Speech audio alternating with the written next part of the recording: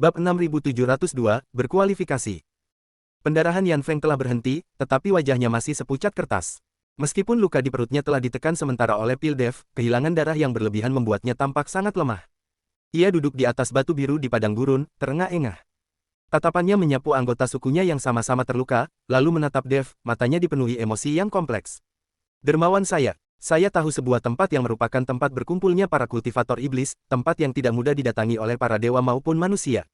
Jika dermawan kita tidak keberatan, kita bisa tinggal di sana untuk sementara waktu. Suara Yan Feng serak dan lemah, tetapi setiap kata yang diucapkannya tulus. Dev mengangguk, baik, silakan duluan.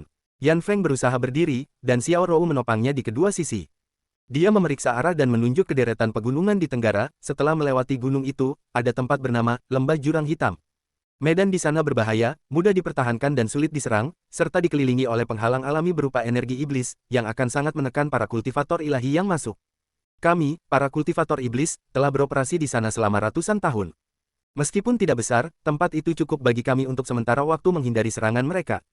Kalau begitu, ayo kita pergi. Dev tidak bertanya lagi dan memimpin kelompok itu untuk mengikuti Yan Feng dari belakang. Saat Dev dan kelompoknya menuju ke Black Abyss Gu, suasana di lembah Black Abyss terasa mencekam. Di depan sebuah aula hitam besar di tengah lembah, beberapa penyihir yang mengenakan jubah hitam berkumpul bersama, mendiskusikan sesuatu dengan ekspresi serius. Sebuah bendera hitam tergantung di pintu masuk aula utama, dihiasi dengan lambang api berwarna emas gelap, simbol dari garis keturunan iblis api. Ini adalah ruang pertemuan ras iblis. Pintu ruang sidang terbuka lebar, dan 7 atau 8 orang sudah duduk di dalam. Mereka mengenakan jubah dengan berbagai warna, beberapa dikelilingi oleh energi hitam yang jahat, beberapa memiliki mata merah, dan beberapa memiliki tanda iblis di wajah mereka. Masing-masing dari mereka memiliki aura sekitar peringkat ke-8 dari alam Dewa Emas. Mereka semua adalah pemimpin dari berbagai garis keturunan kultivator iblis di surga ke-20, biasanya bertindak secara independen, tetapi sekarang mereka duduk bersama karena deklarasi perang para dewa. Seorang lelaki tua dengan wajah keriput namun mata setajam kilat, memiliki tingkat kultivasi peringkat ke-9 dari alam abadi emas. Ia mengenakan jubah hitam yang disulam dengan pola api emas gelap, yang jelas menunjukkan status yang sangat tinggi di antara para kultivator iblis. Pria tua itu mengamati kerumunan dan perlahan berbicara, para dewa tiba-tiba menyatakan perang, dan hadiahnya telah tersebar di seluruh 20 langit. Kalian semua adalah pemimpin faksi masing-masing, jadi silakan sampaikan pendapat kalian. Sejenak hening di aula, lalu seorang wanita parubaya berjubah merah darah berbicara, suaranya sedikit bergetar, ras dewa sangat kuat, dan Kaisar Dewa Jin Wu Hao adalah Dewa Abadi Emas tingkat 9 puncak, yang mungkin akan menembus ke tingkat Dewa Abadi Emas Luo Agung kapan saja. Kami, para kultivator iblis, sudah lemah di surga ke-20, dan sekarang para dewa telah muncul dengan kekuatan penuh, kami bukan tandingan mereka. Lalu apa maksudmu? Tanya seorang pria berwajah menyeramkan dengan dingin. Yang saya maksud, wanita berjubah merah darah itu menggertakkan giginya. Bisakah kita mengirim seseorang untuk bernegosiasi damai dengan para dewa? Kita bersedia membayar harga jika mereka bersedia menghentikan permusuhan.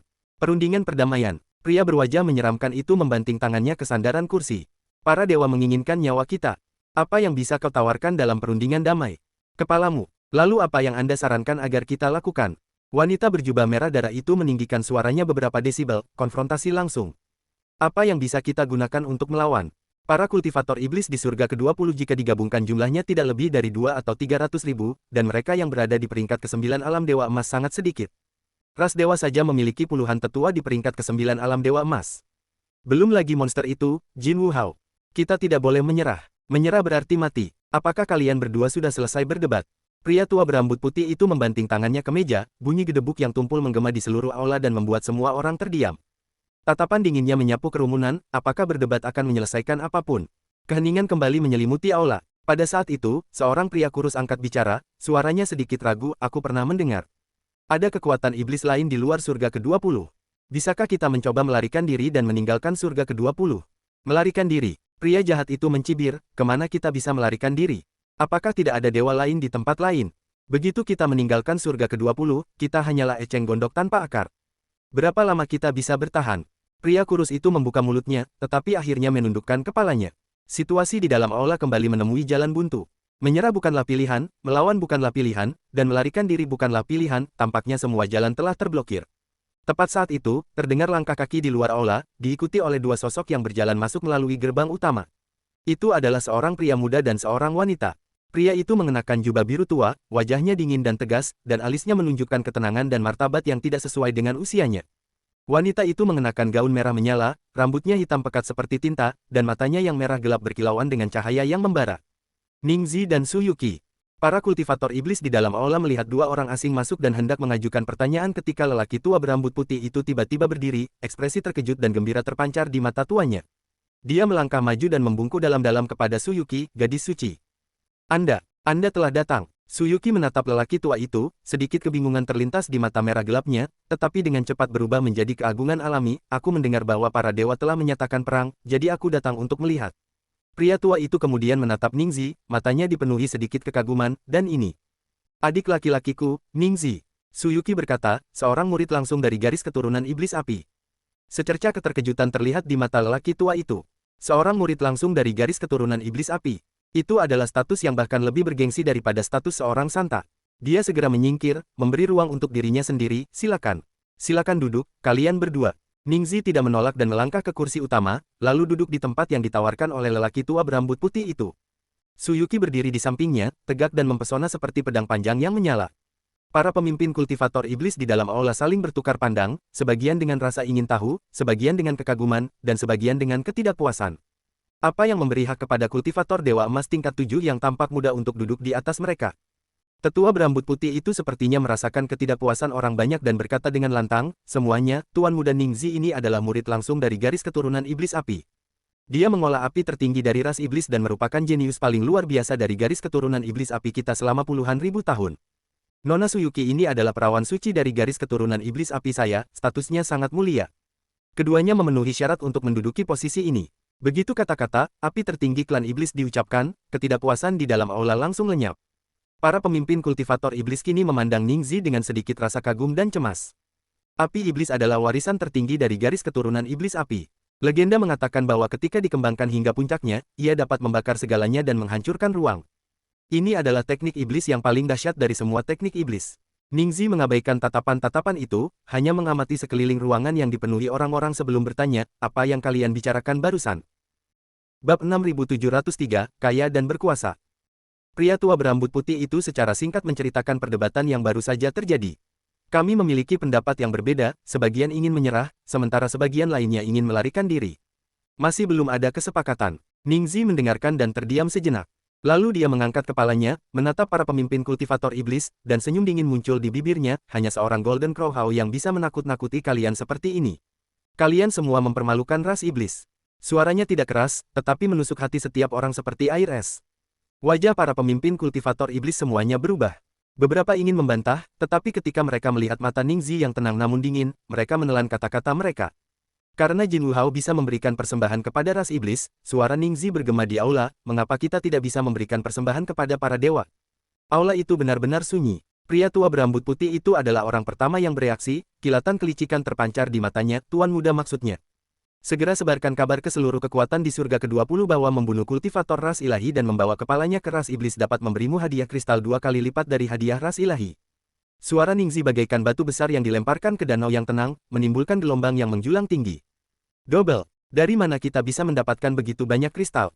Para dewa sangat kaya dan berkuasa, bagaimana mungkin kita bisa bersaing dengan mereka? Aula itu pun diliputi kekacauan. Tetua berambut putih itu memberi isyarat agar diam, lalu menatap Ningzi, suaranya terdengar khawatir, Tuan Muda, saran Anda memang brilian, mata ganti mata, gigi ganti gigi. Tetapi kultivator iblis kita memiliki sumber daya terbatas di surga ke-20. Untuk bersaing dengan ras dewa dalam hal kekayaan, saya khawatir. Kamu tidak perlu khawatir tentang kristal-kristal itu. Suara Ningzi terdengar tenang, aku akan mencari solusinya. Kau hanya perlu menyebarkan berita dan memberitahu semua orang bahwa membunuh anggota klan dewa dapat memberimu hadiah 2 kali lipat. Keheningan kembali menyelimuti aula. Para pemimpin kultivator iblis saling memandang, mata mereka dipenuhi dengan keterkejutan dan ketidakpercayaan. Namun, menatap mata Ningzi yang teguh, tak seorang pun berani mempertanyakannya. Pria tua berambut putih itu terdiam lama sebelum akhirnya mengangguk perlahan, baiklah. Saya akan segera mengurusnya. Dia berbalik dan berjalan keluar dari aula utama untuk mengatur penyebaran berita tersebut. Berita itu menyebar dengan cepat di seluruh 20 Heaven. Dalam waktu kurang dari sehari, hampir semua faksi menerima hadiah dari para iblis. Membunuh kultivator suci dan membawa kepalanya ke alam iblis dapat memberimu hadiah ilahi 2 kali lipat dalam bentuk kristal. Hal ini membuat 20 Heaven dilanda kekacauan total. Para kultivator manusia dan hewan yang awalnya memburu kultivator iblis untuk mendapatkan inti emas para dewa kini mulai mempertimbangkan kembali rencana mereka. Jumlah kristal yang bisa Anda dapatkan dengan membunuh kultivator iblis sama dengan jumlah yang bisa Anda dapatkan dengan membunuh kultivator ilahi, tetapi hadiah untuk iblis 2 kali lipat dari kultivator ilahi, siapapun bisa menghitungnya. Oleh karena itu, para kultivator manusia yang mengejar para kultivator iblis di luar kota bintang jatuh mulai mengalihkan perhatian mereka kepada para kultivator ilahi yang sendirian. Para pemburu yang awalnya memburu kultivator iblis kini telah menjadi pemburu yang memburu para dewa. Para kultivator ilahi juga lengah. Awalnya mereka mengira bahwa menyatakan perang terhadap kultivator iblis hanya akan berujung pada pembantaian, tetapi mereka tidak pernah menyangka bahwa para iblis akan membalas dengan cara yang sama. Para kultivator ilahi yang berpatroli di luar kota mulai disergap.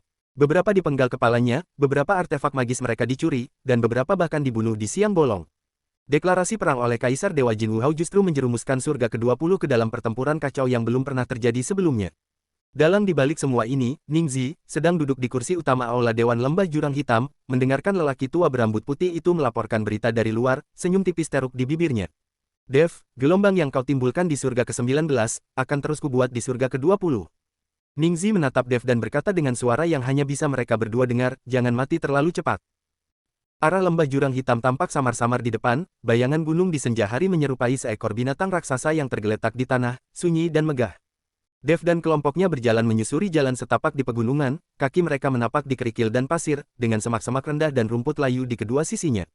Bau belerang samar memenuhi udara, aroma unik yang ditemukan di dekat lembah jurang hitam. Semakin dekat seseorang, semakin pekat energi iblisnya, tetapi Dev, yang memiliki kekuatan kekacauan, tidak merasakan apapun. Meskipun pendarahan Yan Feng telah berhenti, kehilangan darah yang berlebihan masih membuatnya lemah dan tidak mampu berjalan. Xiao Rou dan Xiao Dai menopangnya di kedua sisi, dan mereka bertiga berjalan di tengah kelompok. Jiang Xuelan berjalan di samping Dev, mata birunya yang dingin mengamati sekeliling mereka dengan waspada. Xuan Zhenzi berjalan di paling belakang, sehelai rumput kering menjuntai dari mulutnya, matanya setengah terpejam, tampak seperti sedang tertidur, tetapi kilatan cahaya sesekali di matanya yang keruh membuktikan bahwa dia tidak pernah lengah. Taois muda itu mengikuti Xuan Zhenzi dari samping, membawa bungkusan kecil di punggungnya, langkah kakinya seringan kelinci. Setelah melewati lereng bukit itu, jaraknya masih beberapa ratus mil untuk sampai ke sana. Yan Feng mengangkat jarinya dan menunjuk ke depan, suaranya serak tetapi mengandung sedikit rasa lega dan antisipasi, pintu masuk lembah jurang hitam memiliki penghalang alami berupa energi iblis. Kultivator dari ras ilahi akan sangat tertekan ketika mereka masuk, dan kultivator biasa bahkan tidak berani mendekat. Begitu kita sampai di sana, kita akan aman. Dev mengangguk, hendak mengatakan sesuatu, ketika tiba-tiba ia berhenti di tempatnya. Indra ilahinya mendeteksi aura yang datang dari depan. Ada cukup banyak orang yang mendekat, dan mereka tampaknya memiliki niat jahat. Seseorang sedang datang. Suara Dev tenang, namun ada sedikit keseriusan di dalamnya, banyak sekali. Aura para dewa. Ekspresi Yan Feng berubah drastis, dan dia secara naluriah menggenggam pedang panjang hitam yang patah. Berapa banyak orang? Setidaknya 50. Dev berkata, pemimpinnya adalah Dewa Emas peringkat ke-8, dan sebagian besar yang lain adalah Dewa Emas peringkat ke-6 hingga ke-7. Tubuh Yan Feng sedikit bergetar. Terdapat 50 kultivator ilahi, dan pemimpinnya adalah Dewa Emas peringkat ke-8. Sisa-sisa kekuatan mereka saat ini tidak sebanding dengan mereka. Dermawan, suara Yan Feng serak, kau duluan, jangan khawatirkan kami. Para dewa mengincar kami, para kultivator iblis, kalian adalah kultivator manusia, mereka tidak akan mempersulit kalian.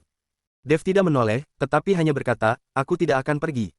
Yan Feng membuka mulutnya, ingin membujuknya lagi, tetapi melihat punggung Dev yang tegak dan tatapannya yang tenang, ia menelan semua kata-katanya. Dev menggenggam gagang pedang pembunuh naga, mata ungunya menatap lurus ke depan. Di cakrawala yang jauh, cahaya keemasan mulai berkilauan, seperti bintang-bintang padat yang bergerak melintasi permukaan tanah.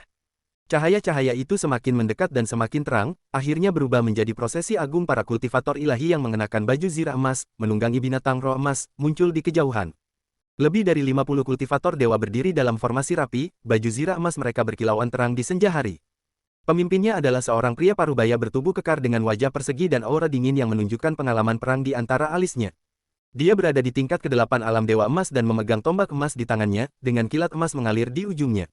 Mereka melihat Dev dan kelompoknya, serta Yan Feng dan yang lainnya di antara kerumunan yang jelas memancarkan aura kultivator iblis. Kilatan dingin terpancar di mata pemimpin itu, dan senyum mengerikan melengkung di bibirnya saat dia perlahan mengangkat tombak emasnya. Bab 6704, Kejutan Tiba.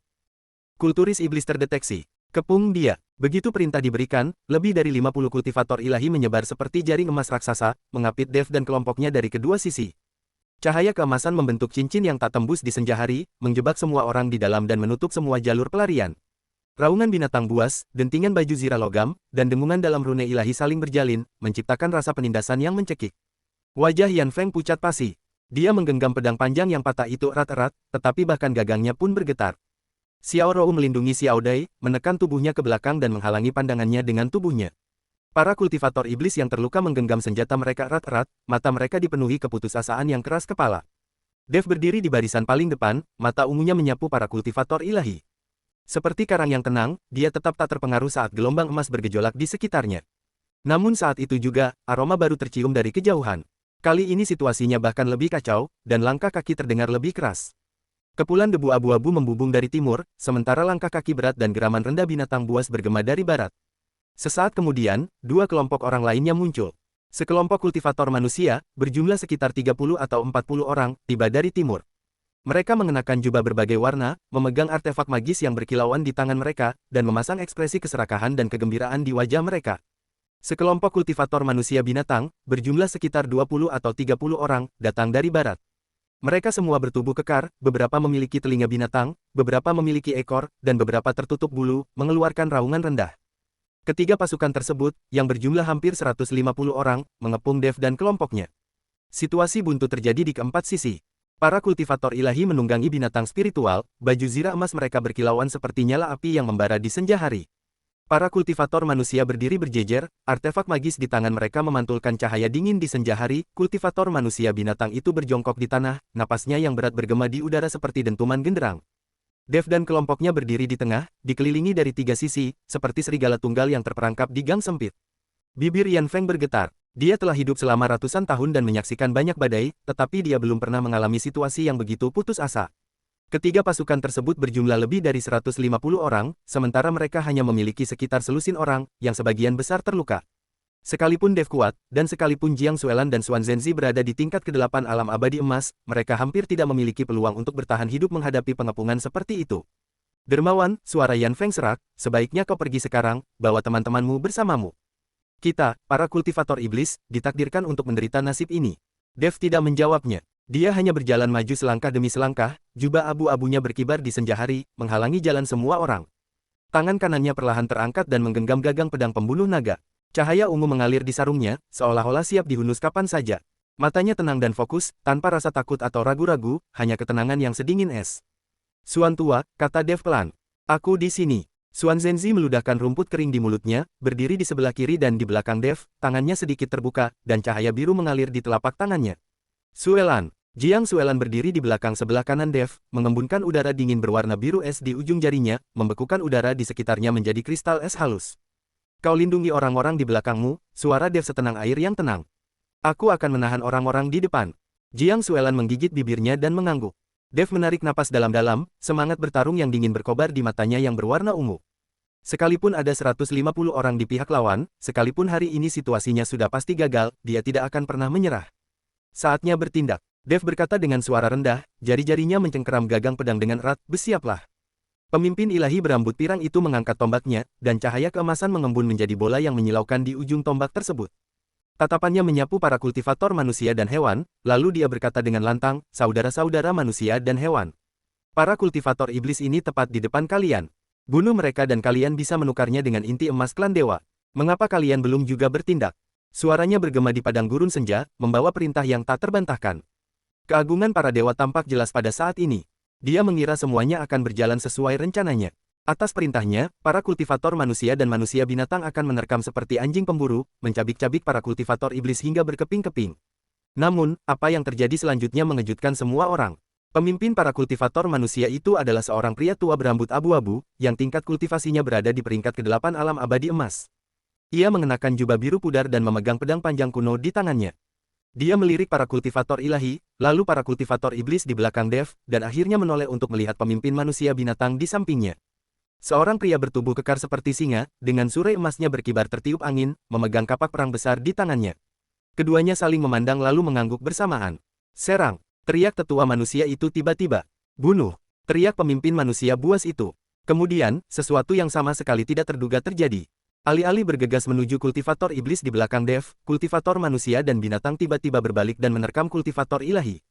Pedang berkelebat dan kapak berjatuhan. Para kultivator ilahi itu lengah. Mereka tidak pernah menyangka bahwa sekutu mereka, yang seharusnya berada di pihak yang sama, tiba-tiba akan mengarahkan pedang mereka melawan mereka.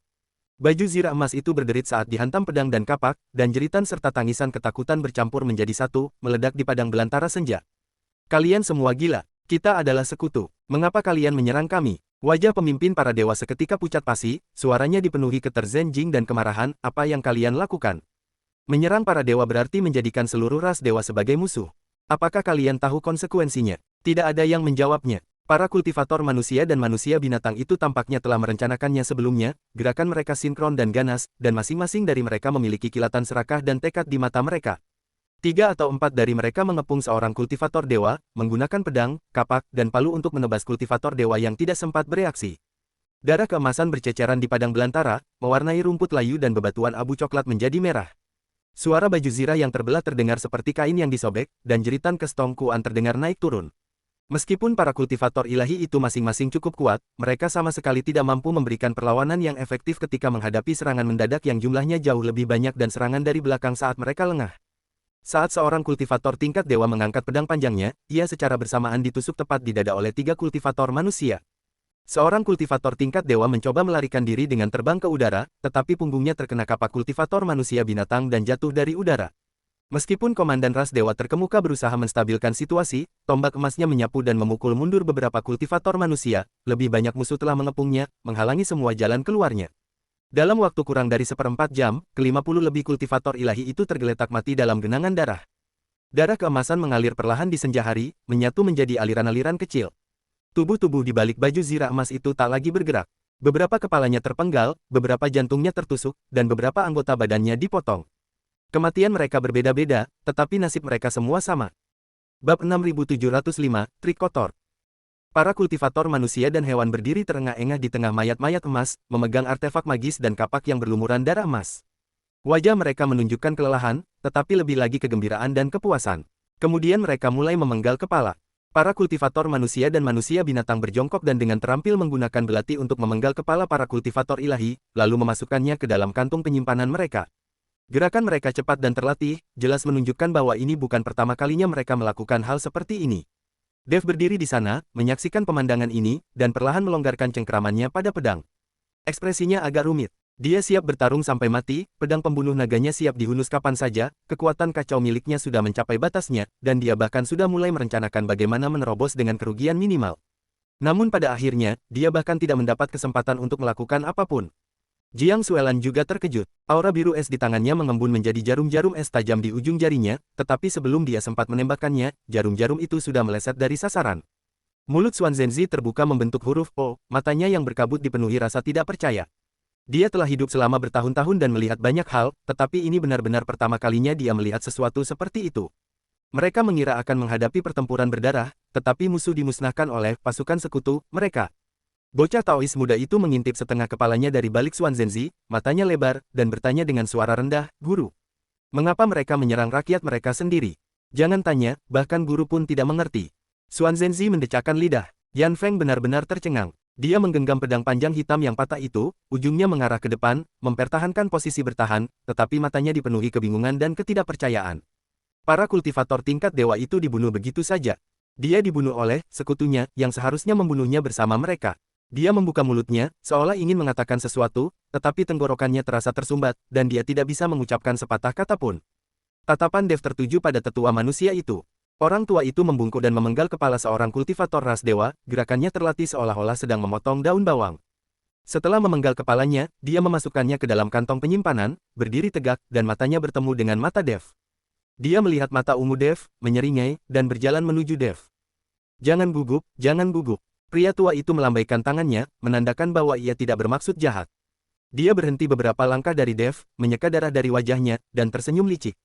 "Kami tidak di sini untuk membunuhmu." Dev menatapnya, mata ungunya tidak menunjukkan kepercayaan maupun permusuhan, dan dengan tenang bertanya, "Mengapa? Mengapa membunuh para dewa?" Pria tua itu menyeringai, memperlihatkan deretan gigi kuningnya. "Karena para iblis juga memberikan hadiah. Membunuh seorang kultivator dewa dan membawa kepalanya ke wilayah iblis akan memberimu hadiah 2 kali lipat. Apa kau tidak tahu?" Dev sedikit mengangkat alisnya, klan iblis juga telah mengeluarkan hadiah. "Ya, beritanya keluar tadi malam." Suara lelaki tua itu penuh dengan kegembiraan, "Bunuh seorang dewa abadi emas tingkat ke-8 dari ras ilahi, dan ras iblis akan memberimu 200.000 kristal tingkat atas. Ini 2 kali lipat dari yang ditawarkan para dewa." Hanya orang bodoh yang tidak mau menerima kesepakatan ini. Kita pernah membantu para dewa membunuh kultivator iblis sebelumnya karena kristal-kristal itu. Sekarang karena para iblis menawarkan lebih banyak, tentu saja kita akan membantu mereka membunuh para dewa. Ini bisnis, kita membantu siapapun yang membayar harga tertinggi, itu wajar. Para kultivator manusia dan manusia binatang di belakangnya mengangguk setuju, dan salah satu dari mereka bahkan menepuk tas penyimpanan di pinggangnya dengan ekspresi puas di wajahnya, yang berisi kepala dewa yang baru saja dipenggal. Kesepakatan ini bagus. Orang-orang Protoss itu selalu sombong dan angkuh, aku sudah lama tidak menyukai mereka. Membunuh satu kultivator ilahi sebanding dengan membunuh dua kultivator iblis. Hanya orang bodoh yang akan terus membunuh kultivator iblis. Melihat ekspresi datar mereka, Dev terdiam sejenak, lalu senyum tipis muncul di bibirnya. Memang, dalam bisnis, sudah sewajarnya membantu siapapun yang menawarkan harga tertinggi. Pria tua itu terkekeh. Benar kan? Jadi kami tidak di sini untuk membunuhmu. Kami membawa kepala-kepala dewa ini ke lembah jurang hitam untuk ditukar dengan hadiah buronan. Kau juga akan pergi ke lembah jurang hitam, kan? Waktu yang tepat, kita bisa pergi bersama. Dev mengangguk, kalau begitu, mari kita pergi bersama. Pria tua itu berbalik dan melambaikan tangan kepada para kultivator manusia dan manusia binatang di belakangnya, apakah kalian sudah selesai berkemas? Jika sudah, ayo pergi. Lembah jurang hitam tidak dekat, dan hari sudah mulai gelap. Selesai. Berjalan. Para kultivator manusia dan manusia binatang berdiri, menepuk-nepuk noda darah dan kotoran dari tangan mereka, dan beberapa bahkan menyeka noda darah emas pada artefak magis mereka dengan kain sebelum memasukkannya ke dalam tas penyimpanan mereka. Mereka tersenyum, berjalan dengan santai, dan mengobrol tentang hasil tangkapan mereka hari itu, seolah-olah mereka baru saja menyelesaikan perburuan biasa. Sambil membawa tas-tas penyimpanan mereka mengikuti Dev dan kelompoknya menuju lembah jurang hitam. Jumlah anggota tim lebih dari 2 kali lipat dari sebelumnya, dan suasana tegang beberapa saat yang lalu telah lenyap, digantikan oleh harmoni yang mencekam. Setelah berjalan beberapa saat, Yan Feng tak kuasa menahan diri untuk mendekati Dev dan bertanya dengan suara rendah, "Dermawan, apakah orang-orang itu benar-benar dapat dipercaya?" Dev melirik para kultivator manusia dan binatang yang sedang mengobrol dan tertawa, sebuah tatapan penuh pertimbangan terpancar di mata ungunya, mereka membantu kita sekarang karena ras iblis menawarkan hadiah yang lebih tinggi. Jika suatu hari para dewa menawarkan lebih banyak daripada para iblis, mereka akan berbalik dan membantu para dewa membunuh kita. Bagi mereka, itu hanyalah bisnis. Kalau begitu, kita akan bepergian bersama mereka. Setidaknya untuk saat ini aman. Suara Dev terdengar tenang, lagi pula, mereka mengetahui lokasi lembah jurang hitam dan dapat membimbing kita. Setelah kita sampai di lembah jurang hitam, mereka akan mengambil hadiah mereka dan pergi, sementara kita tetap tinggal di lembah, dan kita tidak akan saling mengganggu. Yan Feng berpikir sejenak dan mengangguk, apa yang dikatakan dermawan saya masuk akal. Dia tidak mengajukan pertanyaan lagi, mempercepat langkahnya, dan mengikuti Dev dari belakang. Saat senja semakin pekat, awan di cakrawala diwarnai merah gelap oleh sinar terakhir matahari terbenam, menyerupai lautan darah yang membeku. Kelompok itu menyusuri hutan belantara, menuju lembah jurang hitam. Para kultivator manusia dan manusia buas yang membawa kepala-kepala yang terpenggal masih dengan gembira mendiskusikan hasil panen hari itu dan karunia yang akan segera menjadi milik mereka. Suara-suara mereka melayang di tengah senja, membawa ketenangan dan kegembiraan yang menyeramkan. Dev berjalan di depan kelompok, jubah abu-abunya berkibar tertiup angin. Tatapannya tertuju pada garis besar lembah jurang hitam yang perlahan semakin jelas di depannya, mata ungunya dipenuhi dengan emosi yang kompleks. Para iblis telah menetapkan hadiah untuk penangkapan para dewa. Taktik ini, menggunakan metode orang lain untuk melawan mereka sendiri, memang brilian. Dan orang yang mampu mengambil keputusan ini dalam waktu sesingkat itu. Bayangan wajah dingin namun awet muda itu terlintas di benak Dev. Ningzi, hanya dia yang bisa priduma trik jahat seperti itu. Setelah tinggal di alam surgawi untuk waktu yang lama, para kultivator di sana hanya tahu cara berkultivasi, dan pikiran mereka tidak benar-benar berfungsi lagi. Bab 6706, tidak dapat diakses. Pintu masuk menuju lembah jurang hitam akhirnya terungkap sepenuhnya di saat senja. Dua tebing hitam, seperti dua gerbang batu raksasa, menjulang ke awan, mengapit pintu masuk ke lembah. Permukaan tebing itu dipenuhi dengan rune magis yang padat dan rumit, yang memancarkan cahaya merah gelap di senja hari, seperti mata yang tak terhitung jumlahnya yang terbuka dan berkedip perlahan, setiap kilatan membawa ritme kuno. Lapisan kabut hitam tebal memenuhi pintu masuk lembah, mengandung energi iblis yang kuat yang perlahan melonjak seperti makhluk hidup. Terkadang ia menyatu menjadi garis besar yang kabur, dan terkadang ia menghilang menjadi ketiadaan, memancarkan aura dingin dan mencekam, seolah memperingatkan setiap makhluk hidup yang mencoba mendekat, ini bukan rumahmu. Dev berdiri di pintu masuk lembah, mata ungunya menatap kabut hitam yang bergelombang, merasakan energi iblis yang melimpah di dalamnya. Dia bisa merasakan kualitas kuno dan mapan dalam energi iblis itu, seolah-olah energi itu telah terakumulasi selama bertahun-tahun yang tak terhitung jumlahnya dan telah lama menyatu dengan lembah tersebut. Tempat ini seperti zona terlarang bagi kultivator biasa, tetapi merupakan tempat perlindungan alami bagi para iblis. Tidak heran jika para dewa tidak berani menginjakkan kaki di sini dengan mudah. Di lingkungan seperti ini, kekuatan spiritual para kultivator dewa akan sangat tertekan, dan kekuatan tempur mereka akan berkurang setidaknya 30%. Tiba, Yan Feng akhirnya menunjukkan ekspresi lega. Suaranya serak tetapi dipenuhi kegembiraan karena selamat dari bencana, dan dia bahkan sedikit menegakkan dadanya. Ini lembah jurang hitam. Aku tinggal di sini selama beberapa tahun saat masih muda, sebelum pindah ke kota bintang jatuh. Meskipun aku pergi, tempat ini akan selalu menjadi rumah bagi para kultivator iblis.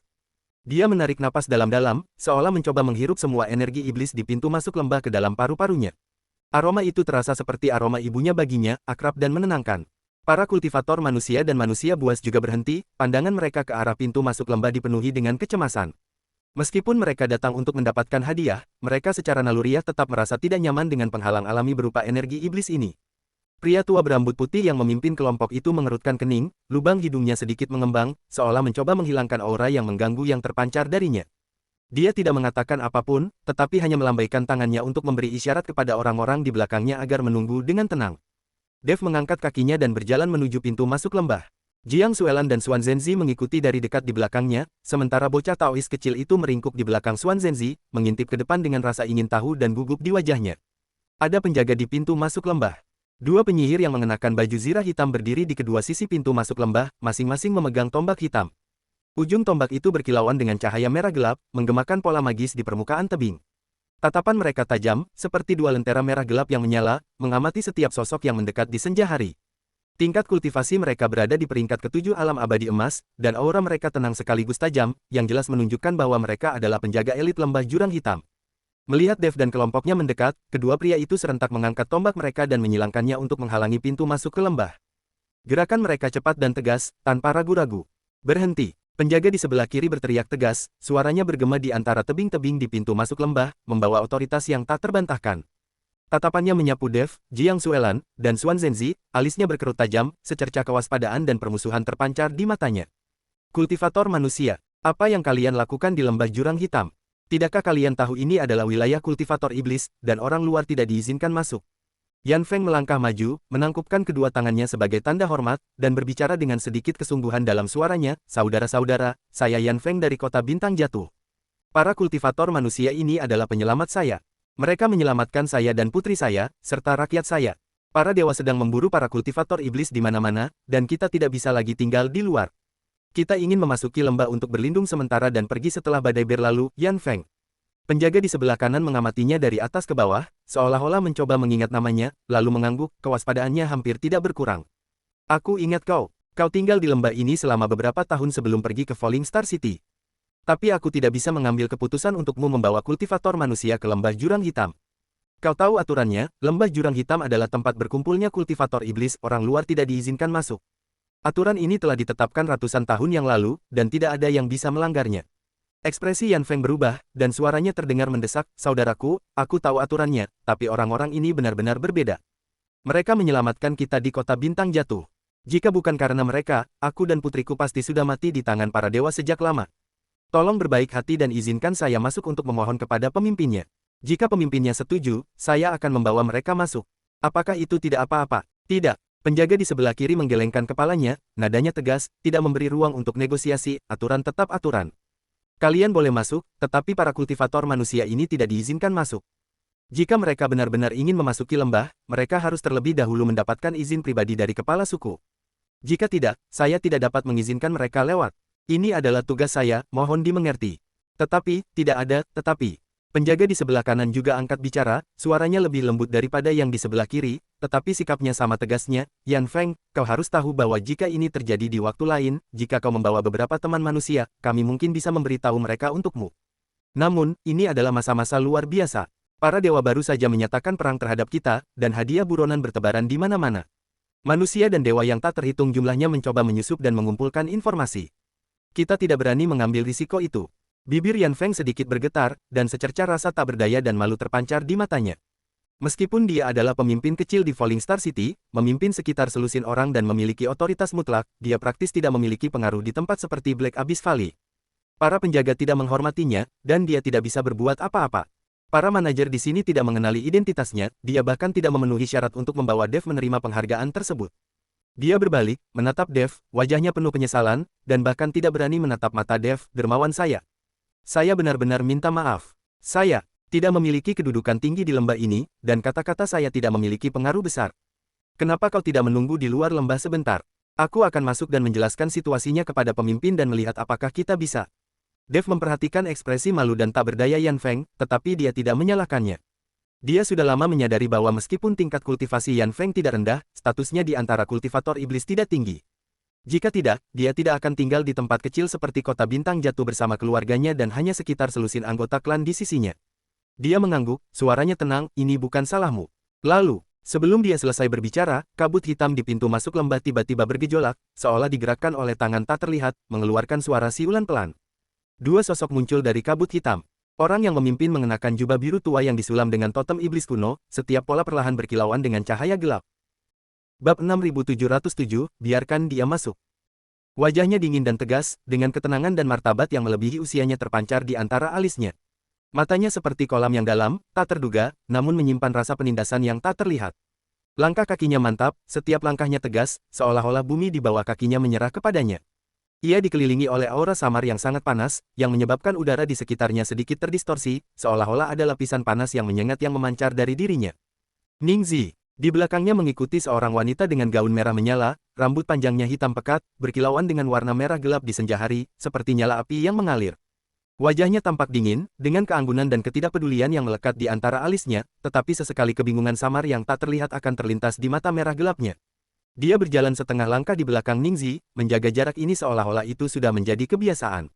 Tatapannya menyapu orang-orang di pintu masuk lembah, berhenti sejenak pada Dev, lalu beralih. Suyuki. Dev memperhatikan keduanya muncul dari kabut hitam, mata ungunya menunjukkan sedikit keterkejutan, hanya lengkungan samar yang muncul di sudut mulutnya.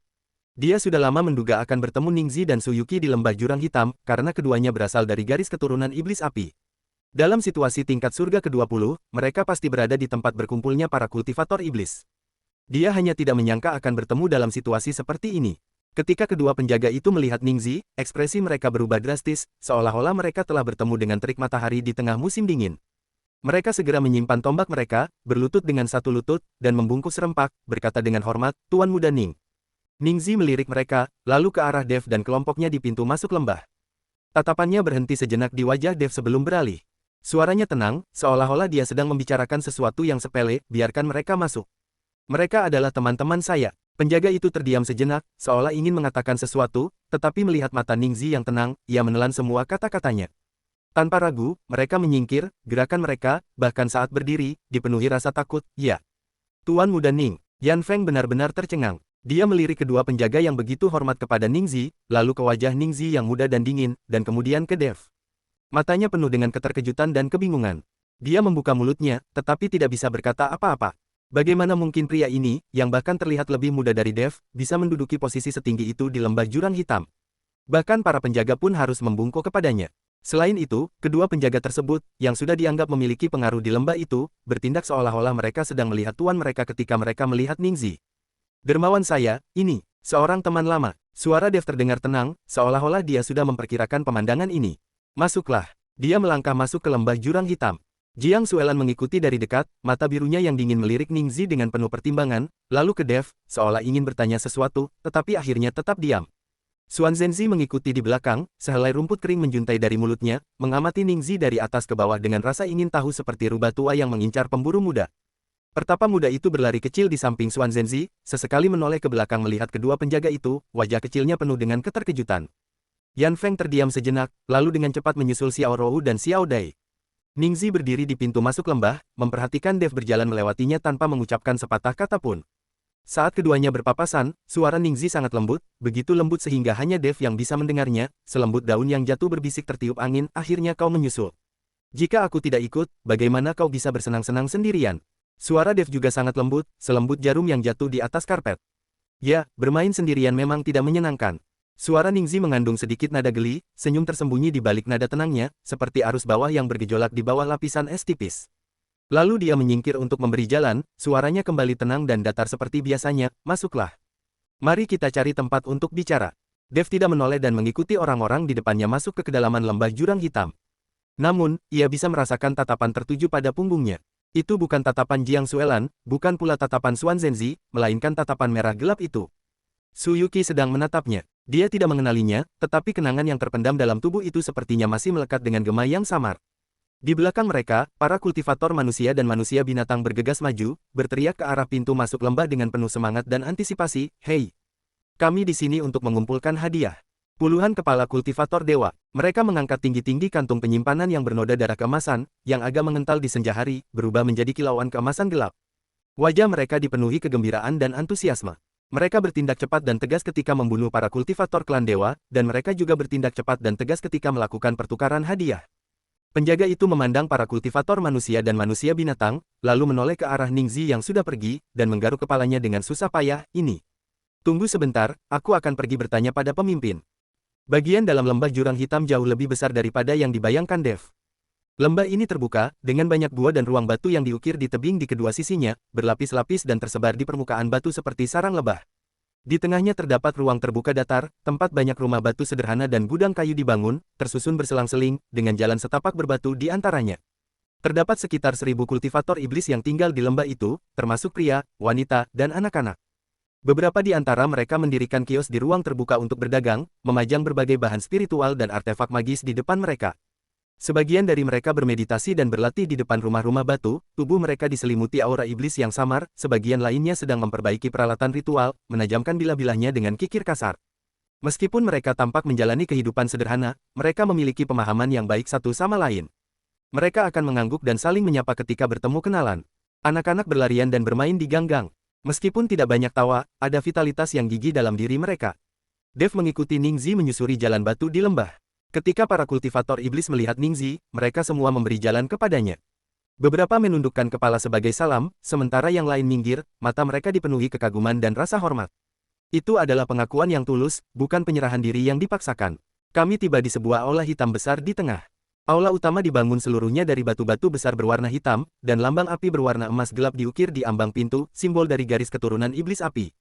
Api itu menari perlahan di dalam lambang tersebut, seolah-olah benar-benar terbakar. Lentera berwarna merah gelap tergantung di kedua sisi gerbang istana, cahayanya menyerupai darah yang membeku.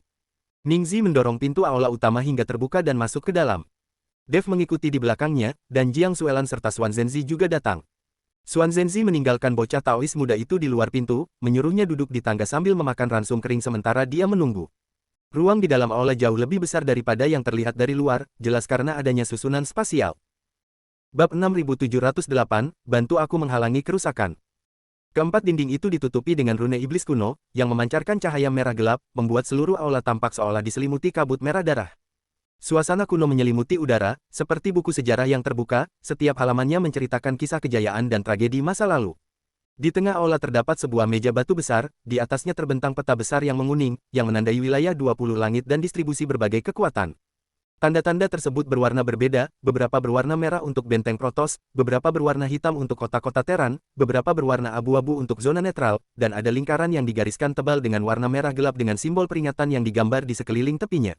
Ningzi berjalan ke meja batu, berbalik, dan menatap Dev. Kedua pria itu saling menatap dari seberang meja batu, tak seorang pun berbicara lebih dulu. Aula itu tetap sunyi sejenak, hanya cahaya merah gelap yang mengalir perlahan di sepanjang dinding. Kemudian Ningzi berbicara, dan pertanyaan pertamanya mengejutkan Dev, berapa banyak kristal yang tersisa? Dev sedikit mengangkat alisnya. Dia bersandar pada meja batu, melipat tangannya, menatap wajah Ningzi yang tanpa ekspresi, "Mengapa kau menanyakan ini?" Orang-orang di luar sana datang untuk melakukan transaksi demi mendapatkan hadiah. Suara Ningzi tenang, setenang seolah-olah dia sedang menanyakan cuaca hari ini. "Aku sudah mengeluarkan perintah hadiah, tetapi para iblis tidak memiliki kristal sebanyak itu untuk mendapatkannya." Dev mengerti. Meskipun Ningzi menyusun rencana cerdas untuk melawan api dengan api, dia mengabaikan masalah yang sebenarnya. Ras iblis memang tidak sekaya para dewa.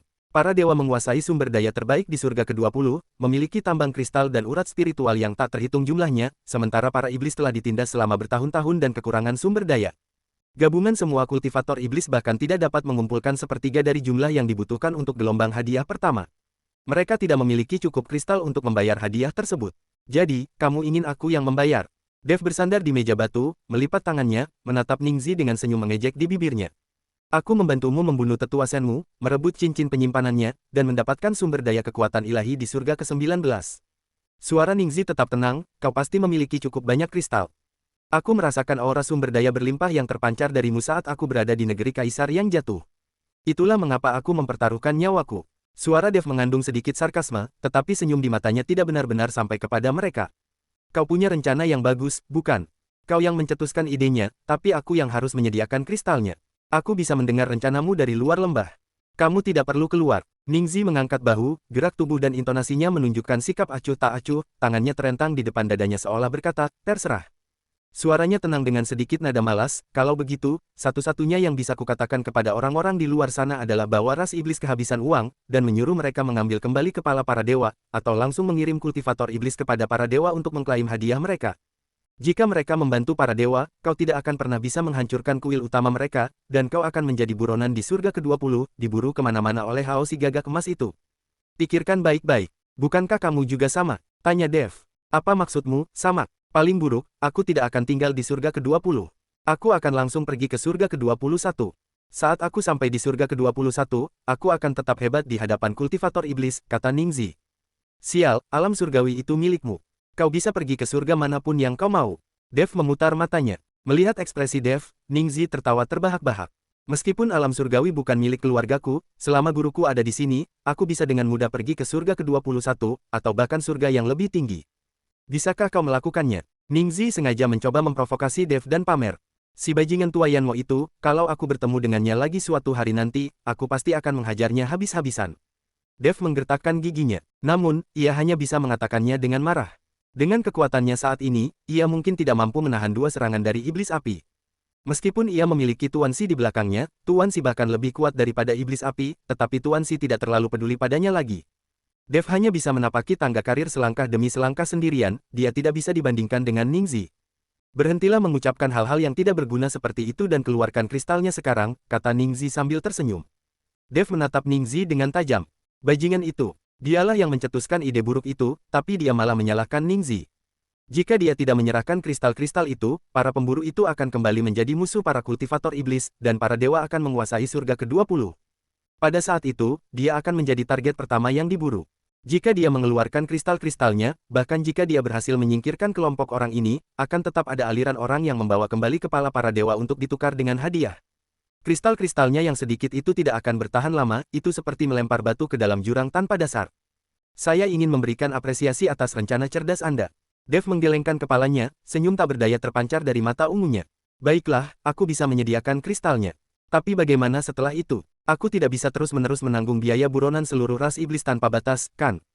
Meskipun aku punya sedikit kekayaan, aku tidak mampu menanggung semua kesulitan itu.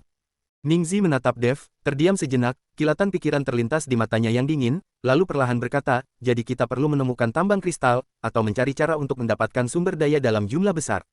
Aku tahu ada banyak reruntuhan dan medan perang kuno di surga ke-20, tetapi sebagian besar telah dilalui orang, dan yang tersisa hanyalah puing-puing, tidak sepadan dengan risikonya. Namun, ada satu tempat yang konon sangat berbahaya, dengan peluang kematian 9 dari 10 bagi siapapun yang masuk ke sana, sehingga sangat sedikit orang yang berani menginjakkan kaki di sana hingga saat ini. Pandangannya tertuju pada peta yang menguning di atas meja batu. Dia menunjuk ke area yang digariskan tebal dengan warna merah gelap di tepi peta, di sampingnya terdapat beberapa kata kecil yang berbunyi, sangat berbahaya, masuklah dengan hati-hati. Dia menunjuk ke area tersebut dengan jarinya, tempat ini disebut Jurang Sunyi. Konon, di zaman kuno, seorang kaisar abadi yang perkasa tewas di sana saat mencoba menembus alam suci. Esensi Taois dan sisa jiwanya tersebar di area itu, membentuk badai hukum dan jebakan spasial yang sangat mengerikan. Para kultivator di bawah peringkat ke-9 dari alam Dewa Emas yang memasuki tempat ini hampir tidak memiliki peluang untuk keluar hidup-hidup. Namun justru karena alasan inilah, sumber daya di dalamnya tetap tidak tersentuh. Dev menatap area merah gelap di peta, kilatan cahaya menyambar di mata ungunya seperti percikan api yang menyala, tempat jatuhnya kaisar abadi. Tempat lain di mana para kaisar binasa. Tapi kenapa kau tidak pergi sendiri dan bersikeras menungguku? Lagi pula, tak satu pun dari kita yang berada di peringkat ke-9 alam Dewa Emas, kan? Ide Dev benar. Lagi pula, di surga ke-19, Ningzi telah bersembunyi di tanah kaisar yang jatuh untuk waktu yang lama. Dev baru mengetahui kemudian bahwa dia tidak mendapatkan harta karun apapun dari memasuki tanah kaisar yang jatuh. Dia hanya menggunakan beberapa fragmen esensi Taois untuk meningkatkan tingkat kultivasinya sedikit. Kau memiliki kekuatan kekacauan, yang dapat membantuku menahan kerusakan, kata Ningzi tanpa berusaha menyembunyikannya. Bab 6709, berperan sebagai perisai. Sialan, kau menggunakan aku sebagai tameng. Dev tak kuasa menahan diri untuk tidak mengumpat. Omong kosong, jika kau tidak berharga, apakah aku akan memberitahumu? Ningzi menyeringai. Fragmen Dao, wawasan hukum, dan bahkan sisa-sisa warisan dan artefak magis dari negeri kaisar yang jatuh. Jika kita dapat menemukan satu atau dua barang yang berguna, baik untuk penggunaan kita sendiri atau untuk ditukar dengan kristal di persekutuan pedagang Void, itu sudah cukup. Katakan saja padaku apakah kau berani pergi atau tidak. Biar ku katakan, negeri kaisar yang jatuh ini jauh lebih kuat daripada surga ke-19. Negeri kaisar yang jatuh di surga ke-19 telah diinjak-injak, dan kekuatannya telah lama berkurang. Tapi tempat ini berbeda, belum pernah ada yang menginjakkan kaki di sini sebelumnya. Dev mendongak menatap Ningzi, senyum tipis teruk di bibirnya, nada menantang yang sudah biasa terdengar dalam suaranya. Kau bertanya apakah aku berani? Kapan kau pernah melihatku mundur? Kau bertanya seolah-olah baru saja bertemu denganku. Ningzi menatap Dev, secercah cahaya akhirnya muncul di matanya yang dingin. Kalau begitu sudah diputuskan. Istirahatlah selama 3 hari, dan berangkatlah 3 hari kemudian, bersama pengawalmu. Suan tua. Dev melirik Suan Zhenzi, yang berdiri tidak jauh darinya sambil mengorek telinganya. Jika dia ingin pergi, dia bisa pergi. Jika dia tidak ingin pergi, dia bisa tinggal di sini dan menjaga Taois kecil itu. Lagi pula, tulang-tulangnya yang sudah tua tidak akan banyak membantu jika dia pergi, dan dia bisa tinggal di sini dan merawat anak itu. Siapa yang kau sebut orang tua? Suan Zhenzi, dengan telinga tajamnya, segera berbalik dan menatap Dev dengan tajam. Aku adalah Dewa Emas tingkat 8 puncak. Aku jauh lebih tinggi darimu. Kau bilang aku tidak bisa membantu. Percayalah, aku akan menamparmu hingga jatuh ke tanah dengan satu telapak tangan.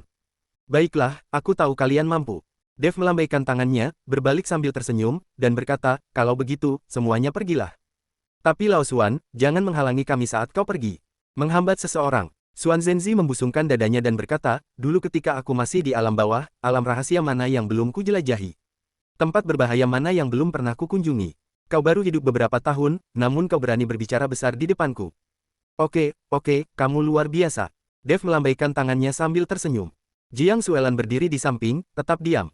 Tatapannya tertuju pada Suyuki sejenak sebelum kembali padanya. Dia bisa merasakan tatapan Suyuki sedang mengamati dan menyelidiki. Itu adalah intuisi seorang wanita, bahkan dengan amnesia, naluri terdalamnya masih memberitahunya sesuatu. Suyuki juga sedang melihat Jiang Suelan. Dia tidak tahu mengapa dia menatap wanita itu, tetapi dia merasakan perasaan aneh saat berada di sampingnya, seolah-olah ada sesuatu yang tersangkut di tenggorokannya, sesuatu yang tidak bisa dia ucapkan atau telan. Wanita itu berdiri di samping Dev dengan sikap yang natural, jelas menunjukkan hubungan yang dekat. Kesadaran ini membangkitkan perasaan campur aduk di hati Suyuki, tetapi dia segera menekan perasaan itu. Baiklah, Ningzi mengangguk. Kalau begitu sudah diputuskan. Sisanya jauh lebih sederhana. Dev mengeluarkan sejumlah besar kristal dari cincin penyimpanannya dan menyerahkannya kepada Ningzi. Suan tua, keluarkan semua kristal yang kuberikan padamu. Aku sudah mengeluarkan semuanya dari sakuku, tapi mungkin itu belum cukup, kata Dev kepada Suan Zhenzi. Kalau begitu, ingatlah untuk mengembalikan uang ini kepadaku, ini upahku, kata Suan Zhenzi. Jangan khawatir, begitu aku menghancurkan kuil utama dan merebut sumber daya mereka, aku akan mengembalikannya kepadamu beserta bunganya, kata Dev. Setelah mendengar itu, Suan Zhenzi dengan enggan mengeluarkan semua kristal yang ada padanya. Ningzi tidak banyak bicara, tetapi hanya menyuruh lelaki tua berambut putih itu untuk mengambil kristal-kristal itu dan menukarkannya dengan hadiah untuk para kultivator manusia dan hewan. Pria tua berambut putih itu memasang ekspresi rumit di wajahnya saat ia membungkuk dalam-dalam kepada Dev. Terima kasih, Tuan. Atas nama para iblis lembah jurang hitam, saya berterima kasih atas kemurahan hati Anda. Jangan berterima kasih padaku. Dev melambaikan tangannya, senyum licik teruk di wajahnya. Semua ini harus dibayar kembali. Begitu kita menemukan sesuatu yang bagus di jurang kehancuran dan menjualnya untuk mendapatkan uang, kau harus membayarku kembali beserta bunganya. Pria tua berambut putih itu berhenti sejenak, lalu menyeringai, senyum yang memancarkan ketenangan yang telah lama hilang. Tentu saja. Tentu saja, saya akan segera mengurusnya. Dia berbalik dan melangkah keluar dari aula utama. Kristal itu dibawa keluar, dan tak lama kemudian sorak-sorai terdengar dari pintu masuk lembah. Para kultivator manusia dan manusia binatang menerima imbalan yang setimpal dan meninggalkan lembah jurang hitam dengan puas. Saat mereka pergi, seseorang berseru ke lembah, suaranya terdengar jauh di senja hari, lain kali jika Anda membutuhkan layanan seperti ini, ingatlah untuk memberitahu kami. Kami akan selalu siap sedia kapanpun Anda membutuhkannya. Dev berdiri di pintu masuk aula utama, mengamati para kultivator manusia dan hewan meninggalkan pintu masuk lembah, membawa tas penyimpanan yang penuh, mengobrol dan tertawa. Sosok mereka menghilang ke dalam senja, bayangan mereka membentang panjang oleh matahari terbenam. Senyum tipis terukir di sudut mulutnya. Sepertinya kunci perang ini bukan terletak pada para dewa, bukan pula pada para iblis, melainkan pada apakah kita bisa mendapatkan lebih banyak orang di pihak kita. Suaranya sangat lembut. Itu tergantung pada apa yang bisa kita temukan di jurang kehancuran. Suara Ningzi terdengar dari belakangnya. Dia juga berjalan ke pintu masuk aula dan melihat ke arah tempat para kultivator manusia dan binatang itu pergi. Jika kita menemukan cukup banyak, semua kultivator sesat di surga ke-20 akan menjadi sekutu kita. Jika kita tidak menemukan apapun, maka kita harus mengandalkan diri sendiri untuk bertarung. Jadi kali ini, sukses adalah satu-satunya pilihan, kegagalan bukanlah pilihan. Dev berbalik dan menatap Ningxi. Apakah kau siap? Kapan aku tidak siap? Suara Ningxi terdengar tenang. Sampai jumpa 3 hari lagi. Dev berbalik dan berjalan keluar aula, jubah abu-abunya melambai lembut tertiup angin malam. Bab 6710, Murka Kaisar Ilahi Istana Ilahi. Cahaya keemasan, seperti ember yang mengeras, menyelimuti seluruh aula, mewarnai setiap inci udara dengan warna emas yang mempesona. Ukiran-ukiran suci di dalam aula mengalir perlahan di sepanjang dinding, memancarkan tekanan kuno dan berat. Itu adalah aura yang terkumpul, ditinggalkan oleh dewa-dewa perkasa yang tak terhitung jumlahnya selama puluhan ribu tahun, seperti gunung tak terlihat yang menekan aula. Jin Wuhao duduk di singgasana ilahinya, mata emasnya menyala dengan cahaya yang penuh amarah. Seorang tetua suci berlutut di hadapannya, gemetaran seutuhnya, dahinya menempel erat pada tanah dingin berwarna keemasan, bahkan tidak berani mendongak. Baru saja, dia membawa kabar yang membuat Kaisar Dewa murka. Ras Iblis mengeluarkan hadiah, menawarkan imbalan 2 kali lipat untuk kepala para kultivator ras dewa. Hanya dalam 2 hari, para kultivator tingkat dewa diserang di berbagai bagian surga ke-20, dengan lebih dari 100 orang tewas dan kepala mereka dipenggal lalu diganti dengan kristal. Para kultivator manusia dan hewan yang awalnya memburu kultivator iblis untuk mendapatkan inti emas para dewa, semuanya berbalik melawan mereka dalam semalam dan menjadi algojo yang memburu para dewa. Mereka datang untuk mencari keuntungan, para dewa memberi mereka kristal, dan sebagai imbalannya mereka membunuh para kultivator iblis. Para iblis memberi mereka kristal 2 kali lipat, sehingga mereka membunuh para dewa. Ini adalah masalah yang sangat sederhana, tidak seorang pun akan mengabaikan kepentingan mereka sendiri. Setan. Suara Jin Wuhao sedingin es berusia 10.000 tahun, setiap kata seolah keluar dari sela-sela giginya, tikus-tikus yang bersembunyi di lembah jurang hitam itu berani menawarkan hadiah kepada ras dewaku. Melapor kepada Kaisar Ilahi. Suara tetua itu bergetar, dan dia tidak berani mengangkat kepalanya. Menurut berita yang sampai, perintah hadiah klan iblis dikeluarkan oleh seorang pemuda dari garis keturunan iblis api. Namanya Ningxi, dan dia dikatakan menguasai api tertinggi klan iblis. Dia bersekutu dengan kultivator iblis dari lembah jurang hitam, menyebarkan pengumuman hadiah dan menghasut semua kekuatan non-ilahi untuk memburu kultivator ilahi demi hadiahnya. Dan ku dengar Dev juga berada di lembah jurang hitam, bersama Ningxi, Dev. Saat Jin Wuhao mengucapkan nama itu, niat membunuh di matanya hampir membeku. Inilah orang yang membunuh tetua Shenmu, menghancurkan kekuatan ilahi surga ke-19, dan sekarang menimbulkan masalah di surga ke-20. Tuhan Kaisar, tetua lainnya berbicara dengan hati-hati, suaranya sedikit bernada menyelidik, saya percaya bahwa klan iblis sangat miskin sumber daya sehingga mustahil bagi mereka untuk mempertahankan hadiah 2 kali lipat dalam waktu lama. Selama kita meningkatkan hadiah dan melampaui imbalan para iblis, orang-orang yang pelin-pelan itu secara alami akan beralih pihak kembali kepada kita. Dengan kekayaan aula utama ras ilahi, kita dapat sepenuhnya menghancurkan para iblis. Meningkatkan hadiahnya. Jin Wuhao dengan dingin menyela perkataannya, tatapan emasnya menembus wajah tetua itu seperti pedang tajam. Maksudmu, kau ingin ras dewaku bersaing dengan sekelompok tikus yang bersembunyi di pegunungan terpencil dalam hal kekayaan. Tubuh tetua itu gemetar hebat, dan dia segera menundukkan kepalanya, bawahan ini tidak akan berani. Bawahan ini hanya ide yang tidak berguna. Jin Wuhao berdiri, jubah ilahi emasnya berkibar di sekelilingnya tanpa angin, dan tekanan luar biasa yang dipancarkannya menyebar seolah-olah itu adalah kekuatan nyata, membuat beberapa tetua yang berlutut di aula hampir tidak bisa bernapas. Ras ilahi kita telah memerintah 20 langit selama puluhan ribu tahun, mengandalkan kekuatan, bukan kristal. Para oportunis yang membunuh ras ilahi demi kristal hari ini akan membunuh ras iblis demi kristal besok. Bersaing dengan mereka untuk mendapatkan hadiah hanya akan membuat ras ilahi menjadi bahan tertawaan, kata Jin Wuhao. Namun, Baginda, para kultivator manusia dan manusia buas itu telah membunuh ratusan orang kita. Jika kita membiarkan ini tanpa terkendali, mereka hanya akan semakin merajalela. Aku punya caraku sendiri. Suara Jin Wuhao mengandung tekad yang tak tergoyahkan, dan jauh di dalam mata emasnya terpancar cahaya yang lebih dalam daripada kemarahan. Dia perlahan mengangkat tangan kanannya, kelima jarinya terentang, dan bola cahaya keemasan mengembun di telapak tangannya. Cahaya itu menyilaukan, seperti bintang kecil yang menari di telapak tangannya, melepaskan tekanan yang mengerikan. Aura yang mencekam itu terasa lebih intens dari sebelumnya, seolah-olah telah mencapai alam yang lebih tinggi. Para tetua di aula merasakan aura yang mencekam, dan ekspresi mereka berubah drastis. Sebagian orang tersentak kaget, sebagian gemetar hebat, dan sebagian lagi bahkan terdorong jatuh ke tanah karena tekanan yang begitu besar. Yang mulia, Kaisar Agung. Saya merasakan bahwa penghalang itu semakin melemah. Suara Jin Wuhao mengandung kerinduan yang telah ditekan selama puluhan ribu tahun, kerinduan yang melonjak dalam setiap kata yang diucapkannya, membara seperti api, penghalang puncak peringkat ke-9 alam Dewa Emas telah menunjukkan retakan. Aku membutuhkan kesempatan untuk mengasingkan diri dan menerobos ke alam Dewa Emas Luo Agung dalam waktu sesingkat mungkin. Kata-kata itu bagaikan batu besar yang dilemparkan ke danau yang tenang, menimbulkan gelombang besar di aula. Para tetua mendongak menatap cahaya keemasan yang menyilaukan di telapak tangan Jin Wuhao, mata mereka dipenuhi dengan keterkejutan dan kegembiraan. Dewa abadi emas yang agung. Itulah alam yang diimpikan oleh semua kultivator Dewa Emas. Di atas alam abadi emas terdapat Dewa Abadi Emas Luo Agung, dan di atas Dewa Abadi Emas Luo Agung terdapat penguasa abadi, raja abadi, kaisar abadi, dan seterusnya, hingga para orang suci legendaris. Begitu Jin Wuhao berhasil menembus level Dewa Emas Luo Agung, itu berarti dia akan memasuki level yang sepenuhnya baru. Pada saat itu, semua buronan iblis, semua oportunis dari ras manusia dan binatang, semua dev dan ningzi, tidak akan menjadi apa-apa selain semut. Di hadapan Dewa Emas Luo Agung, semua kultivator di bawah puncak peringkat ke-9 alam Dewa Emas bahkan tidak berhak untuk berdiri. Tuan Kaisar Dewa, suara seorang tetua bergetar karena kegembiraan, sumber daya apa yang dibutuhkan? Saya akan segera menyiapkannya. Kumpulkan semua sumber daya berharga dari semua dewa. Suara Jin Wuhao tenang, namun mengandung otoritas yang tak terbantahkan. Batu kristal surgawi, cairan sumber ilahi, bahan untuk memurnikan pil emas Luo Agung. Semua sumber daya yang dapat membantumu menembus ke alam abadi emas Luo Agung, kirimkan semuanya ke istana Kaisar Ilahi. Aku akan mengasingkan diri untuk mencoba menembus ke alam abadi emas Luo Agung.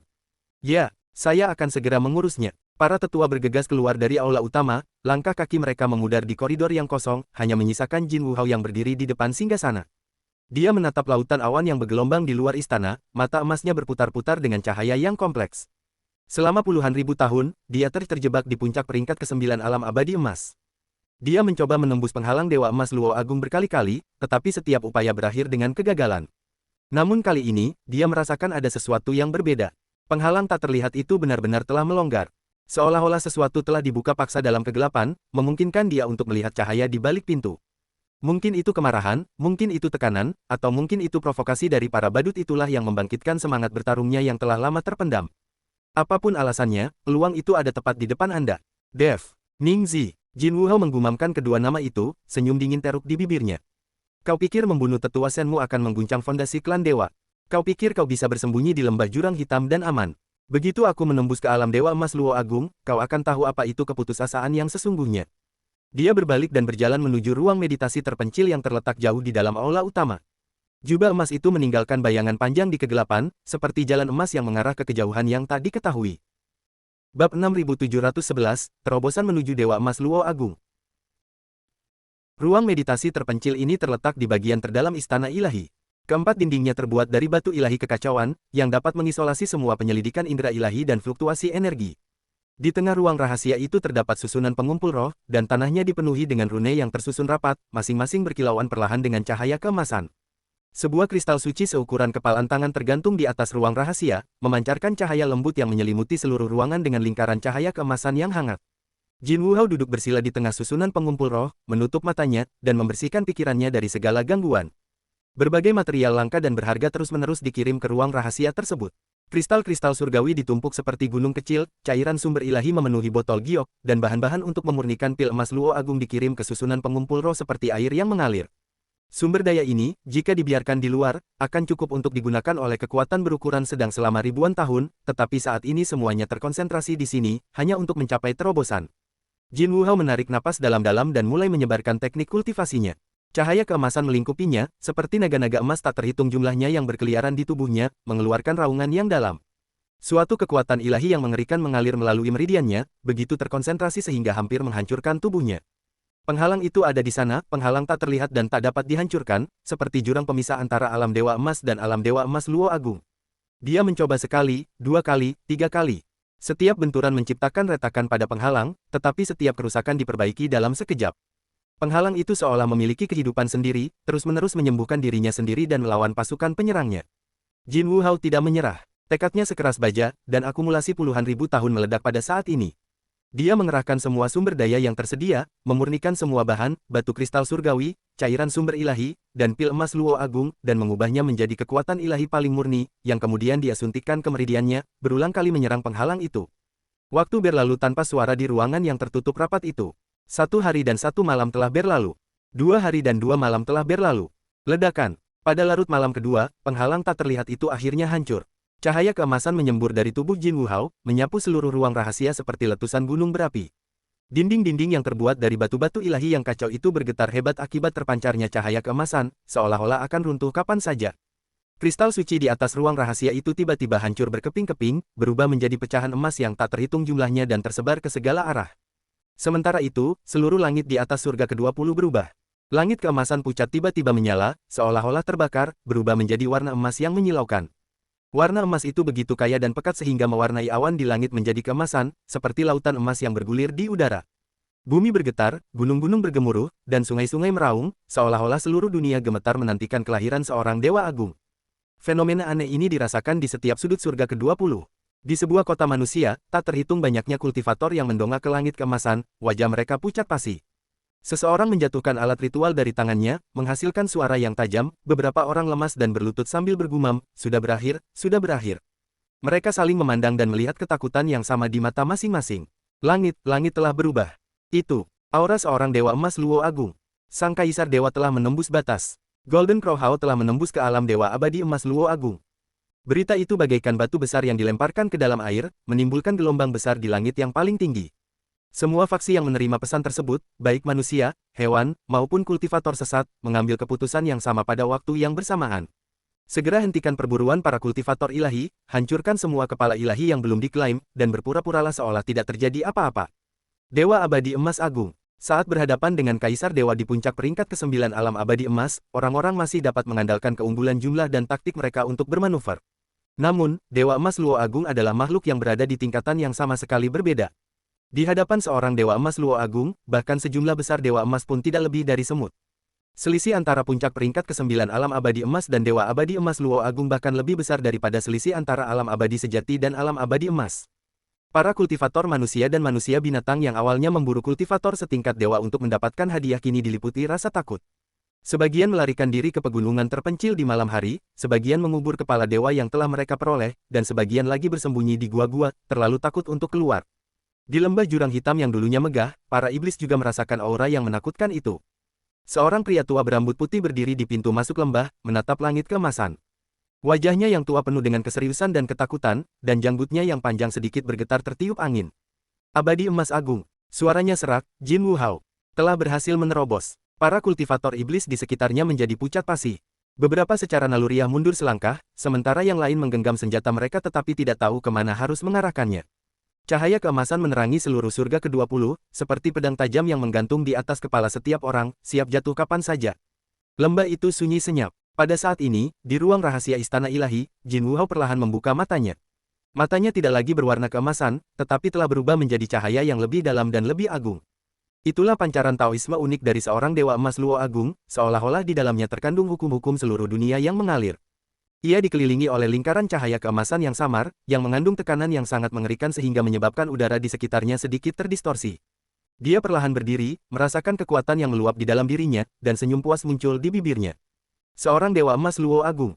Jadi, beginilah rasanya menjadi seorang Dewa Emas Luo Agung. Dia mengangkat tangannya, dan segumpal cahaya keemasan mengembun di telapak tangannya. Cahaya itu lebih murni dan lebih halus dari sebelumnya, seolah-olah mampu menembus ruang angkasa dan menghancurkan gunung serta sungai hanya dengan lambaian tangannya. Dia melayangkan pukulan. Dia tidak menggunakan sihir apapun, itu hanya pukulan lurus yang sederhana dan mendasar. Namun dimanapun kepalan tangan itu melayang, dinding batu ilahi kekacauan di ruang rahasia itu seketika retak-retak, menyebar seperti jaring laba-laba, sebelum hancur berkeping-keping menjadi pecahan yang tak terhitung jumlahnya. Seluruh istana ilahi berguncang hebat, seolah-olah terjadi gempa bumi. Para kultivator dewa di luar aula begitu terkejut oleh getaran tiba-tiba itu sehingga mereka semua berlutut dan bersujud ke arah ruang rahasia, sambil berteriak, "Selamat, Kaisar Dewa! Selamat, Kaisar Dewa!" Jin Wu Hao melangkah keluar dari ruang rahasia, melewati dinding yang hancur dan pecahan batu ilahi yang berserakan. Jubah ilahi emasnya berkibar di sekelilingnya tanpa tertiup angin, memancarkan keagungan unik seorang Dewa Emas Luo Agung. Dia berjalan ke platform di luar aula utama, menatap lautan awan yang bergelombang di bawahnya, niat membunuh yang dingin terpancar di mata emasnya. Lembah jurang hitam. Suaranya lembut, namun menggema seperti guntur di langit, menyebabkan lautan awan di bawahnya bergolak hebat. Dev, Ningzi, dan para iblis sombong itu. Aku datang menemui kalian sekarang. Bukankah kalian ingin bertarung denganku? Baiklah, aku di sini. Apakah kalian siap? Dia mengangkat kakinya dan melangkah maju. Cahaya keemasan bersinar di bawah kakinya, dan sosoknya berubah menjadi seberkas cahaya keemasan, melaju menuju lembah jurang hitam di ujung barat, seperti meteor emas yang melesat melintasi langit, meninggalkan jejak keemasan yang bertahan lama. Bumi di surga ke-20 bergetar di bawah kakinya. Bersambung.